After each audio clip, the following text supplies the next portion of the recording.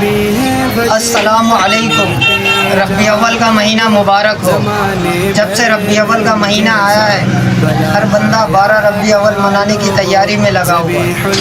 آپ اگر واقعی سچے مسلمان ہو، اللہ کے بندے اور نبی کے چاہنے والے ہو، تو اس دن کو نبی پاک صلی اللہ علیہ وسلم کے طریقوں پہ منائیں، اور صحیح طریقہ کیا ہے یہ آپ کو بتائیں گے مفتی طارق مسعود صاحب۔ سنیے ذرا۔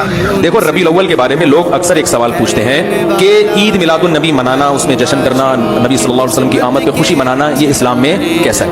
پہلی بات تو یہ کہ 12 ربیع الاول نبی کا یوم ولادت ہے، اس پر کوئی صحیح روایت موجود نہیں۔ اگر ہے تو بھائی کوئی دکھا دے، بھائی یہ روایت ہے، اس کے یہ راوی ہیں، سارے ثقہ راوی ہیں، ایسی کوئی روایت موجود نہیں ہے۔ اور اس کی وجہ یہی ہے کہ اللہ تعالیٰ نے اپنے نبی کی ولادت کے دن کو امت سے چھپا لیا تاکہ اس میں خرافات، پچھلی امتوں نے کیا نا اپنے انبیاء کی ولادتوں کے دن کے ساتھ۔ لیکن اگر فرض کر لیں، لوگ بحث کرتے ہیں نہیں جی فلاں نے لکھا ہے تو فلاں نے لکھا ہے، چلو مان لیا کہ 12 ربیع الاول نبی کا یوم ولادت ہے، تو ہمیں رسول اللہ صلی اللہ علیہ وسلم کی سیرت میں یوم ولادت پہ کیا کرنا ملتا ہے؟ احادیث صحیحہ سے صحیح حدیث ہے کہ نبی صلی اللہ علیہ وسلم پیر کے دن کا روزہ رکھتے تھے۔ صحابہ نے پوچھا کیوں؟ آپ نے فرمایا یہ میرا یوم ولادت ہے، پیر کو آپ پیدا ہوئے۔ اب دیکھو، پیر کو نبی نے روزہ رکھ کے یہ بتا دیا کہ اس میں عید کا تصور نہیں ہے، کیونکہ عید اور روزہ جمع نہیں ہو سکتا۔ اب اس کو سیلیبریٹ نہیں کیا جا سکتا۔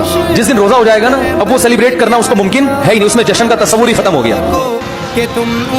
جزاک اللہ۔